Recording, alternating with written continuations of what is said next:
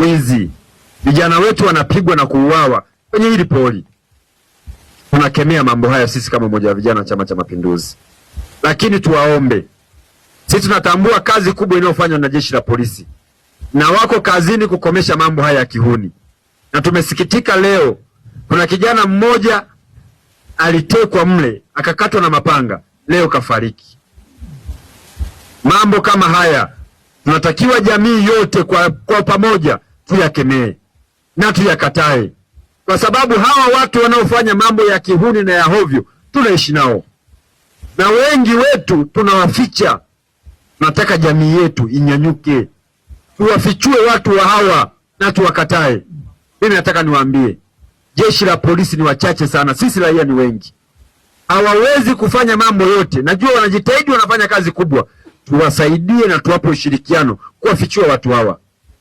Sisi jamii ikiamka na kuamka na kupinga mambo haya, hayatatokea kwenye maeneo yetu, kwa sababu wanaouawa ni ndugu zetu, wanaopigwa ni ndugu zetu, ni watoto wetu, ni jamii yetu. Tunaondoa nguvu kazi kwenye jamii yetu. Tukataeni mambo haya. CCM oye! Mimi nataka tunapokaa kwenye jamii yetu, watu wasioeleweka tuwafichue, watu wanaokuja kwenye miji yetu wasioeleweka tuwafichue na tuwakatae, tutoe taarifa. Mambo haya, wakurugenzi wa mkoa, hatufurahishwi na kuona vijana wetu wakiondoka duniani, hasa wakiwa vijana. Hata baba zetu, hata mama zetu hatufurahii. Tunayalaani matendo haya na tunayakemea yakome kabisa kwenye mkoa wetu. Hawa vijana tunawategemea. Hawa vijana ndio viongozi wa kesho. Hawa vijana ndio wanaojenga uchumi wetu wa kila siku. Vijana wengine walikuwa ni bodaboda, wanatusafirisha kutupeleka mjini, wanaturudisha kwenye maeneo yetu. Hasa wakiondoka, nani atafanya kazi hizi? CCM oye! Kwa hiyo sisi umoja wa vijana wa Chama cha Mapinduzi wa mkoa wa Geita tunalaani na tunakemea matendo haya, na tuvitaki tu vyombo vyetu vya ulinzi na usalama viharakishe maeneo yetu yarudi kuwa na usalama zaidi. Kwa tunahitaji kufanya shughuli tukiwa salama, shughuli ziwe usiku na mchana, si ndio jamani? Hatuhitaji kufanya shughuli kwenye maeneo yetu huku tukiwa tunaogopa. Tunahitaji tufanye shughuli hizi tukiwa na amani, na tuna imani na vyombo vyetu vya ulinzi na usalama, kwani nchi yetu mpaka imefika hapa ina amani.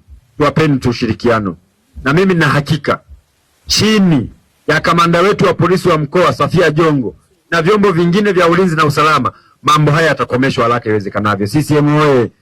Takuwaomba tuwapeni ushirikiano jeshi la polisi, tuwapeni ushirikiano vyombo vya ulinzi na usalama. Tunaamini matendo haya yatakomeshwa mara moja. Kwa majina naitwa Metusela Faustini Kapina. Yani kwa utekaji ule, yani sifurahi sana sana sana.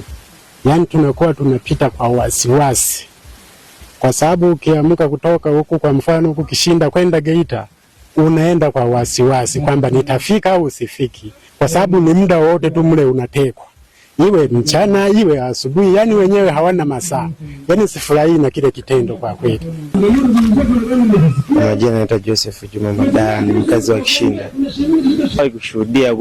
Kushuhudia kwangu ni babangu alitekagwa, alikuwa tarehe 17 hivi mwezi wa 6 mwaka jana. Ndio usiku wameanza kuteka mle polini. Alitekwa, mzee wangu alikuwa anatoka kwenye kikao.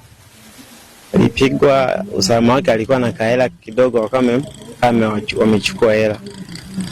Baadaye nimekaa kidogo, sisi tunakuwa naingia mjini kule, watu tunaogopa sana kupitia ile barabara.